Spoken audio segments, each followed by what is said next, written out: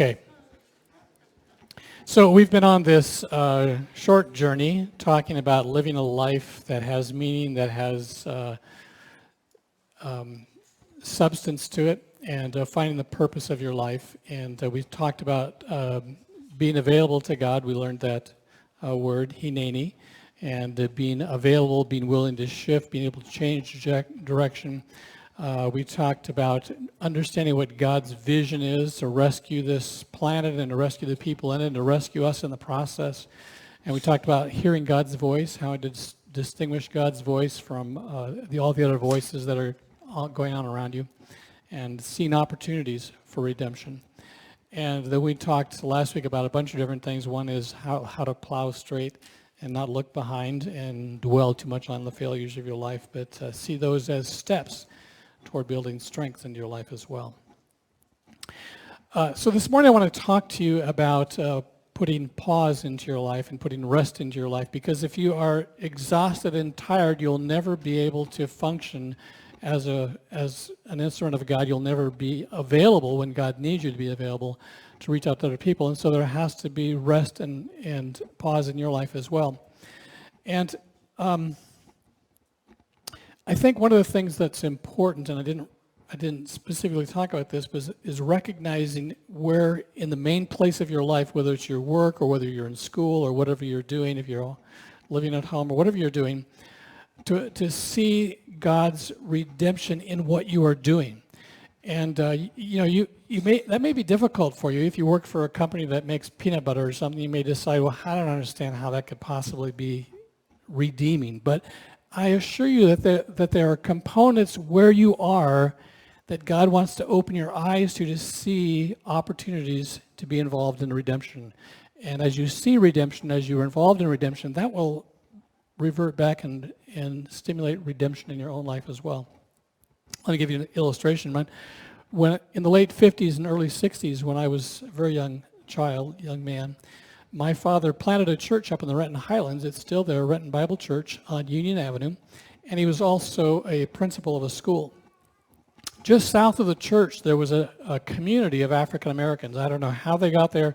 I'm not sure they're still there now, but there was quite a good-sized community of a number of houses, and that whole area were people of color.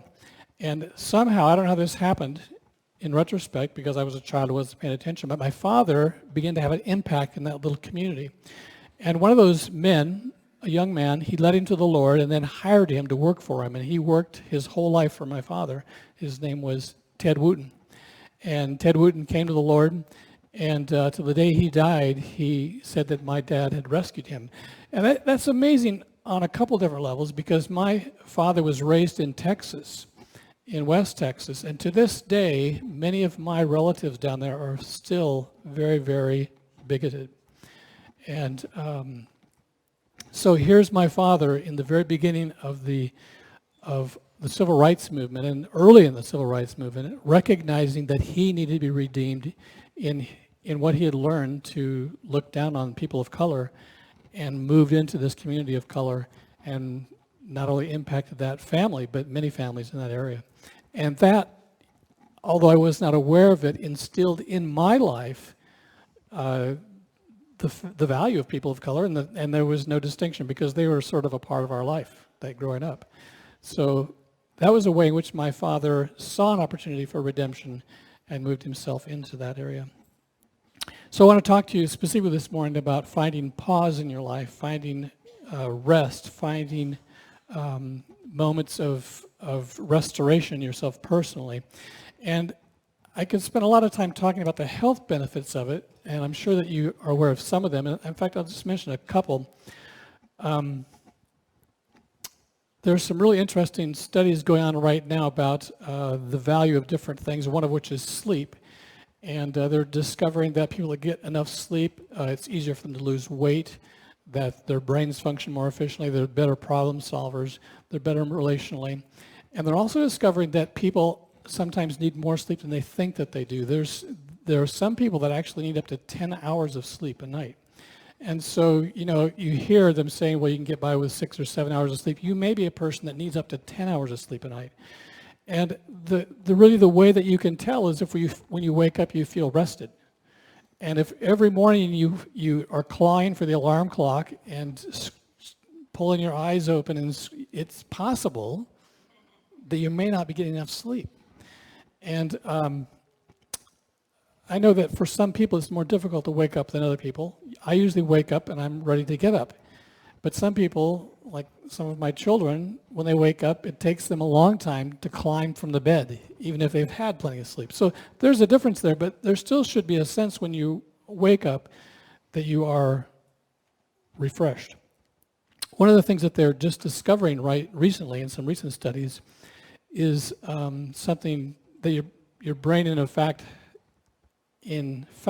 reality, and similarly, sort of has a delete function when you sleep. And what that means is that you can actually get to a place. Have you ever been at a seminar or something and you feel like maybe all day, at the end of the day, you just feel like your brain's full? That literally does happen. And what they're discovering is that your brain only has so many pathways, and as those pathways become filled, your brain simply can't take any more information in. And when you sleep, your brain goes through the process of cleaning out some of the old pathways and deleting things.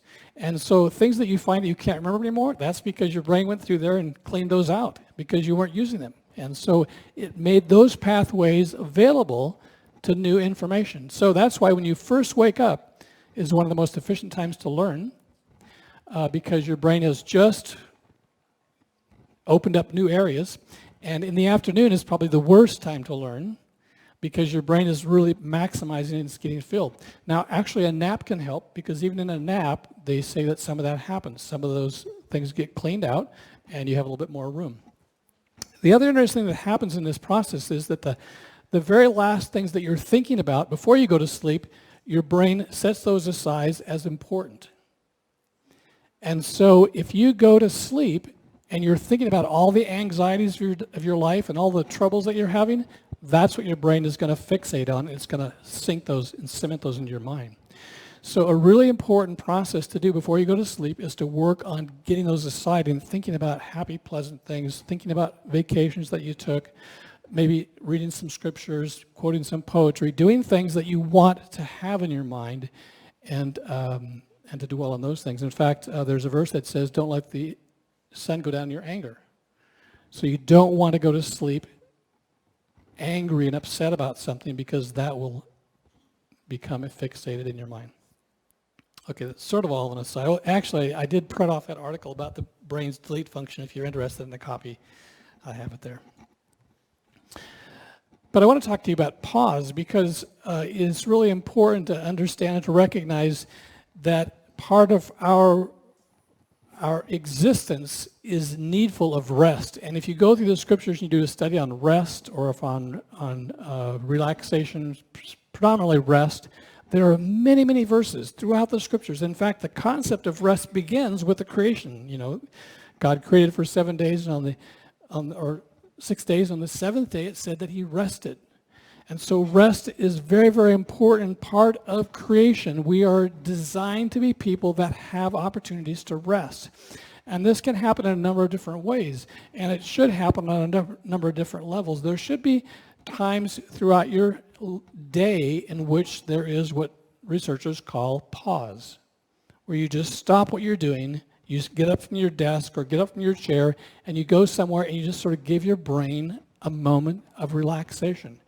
It's a great time to practice what we've been doing, breathing, and just concentrating on what's happening in your body, and try to put aside all the stuff that you're worried about. Just a moment of pause. Now, to sort of introduce this whole topic, I want to take you to a passage in Matthew. It's a very familiar passage, but let me read it to you, because Jesus really illustrated in his life a lot of what I'm talking about. And in Matthew chapter 11, verse 28, it says to me, "Come to me, all you are weary and burdened, and I will give you rest. Take my yoke upon you and learn from me, for I am gentle and humble in heart, and you will find rest for your souls. For my yoke is easy and my burden is light." And what that says to me is that if you're involved in this great plan of redemption that God has, and that if God is in the process of redeeming you, it shouldn't be so exhausting that you can barely walk. if that is happening, then there's something about the way that you're approaching it, some way that you're dealing with it that is not the way Christ said it should be.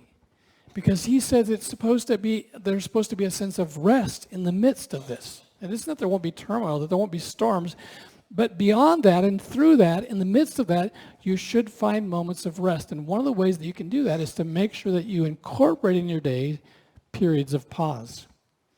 And that's simply a time where you just take 10 minutes, go somewhere where there aren't any people, go stare at a lake, at a pond, out the window, whatever, and take a few minutes and just allow yourself that few moments of pause. As I mentioned, it's also really important that you're getting plenty of sleep. There's another thing that they talk about which is called social pause, which can be very, very helpful, and that is being with other people. And one of the great benefits of a worship service is that it gives us social pause. It allows us to interact with people apart from all the stress and strains of our worry. And so that should be a regular part of your life.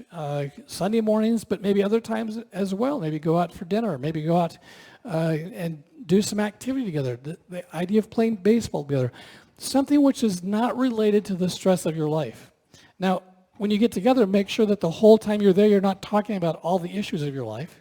Because the point of it is a pause, is to get away from that.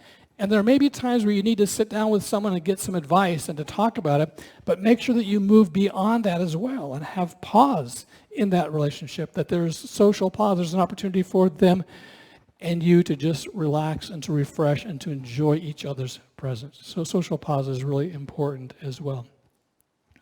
There needs to also be in your life periods that you need to put into your calendar of opportunities of rest. And I think that should happen every week. I think that Sunday should be a time when you don't have to worry about what's happening in the rest of your life. You should have an opportunity on Sunday to where you can just do things that are refreshing to you and nourishing to you.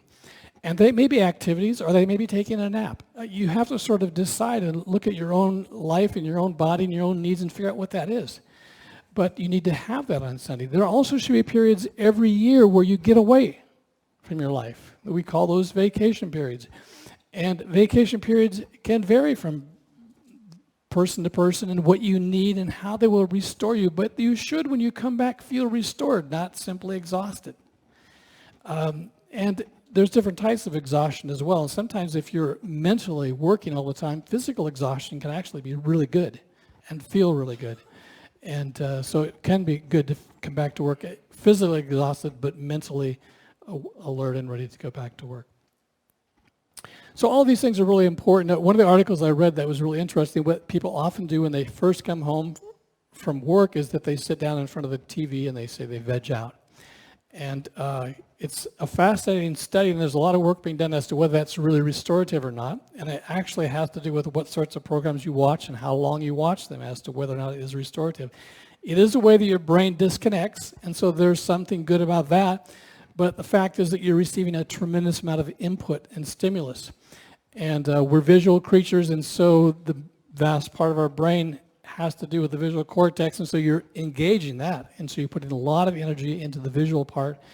And so there's interesting things there. So but be aware of how much you're using, what sorts of programming you're using, whether it's addictive, whether it's taking the place of your sleep that you need.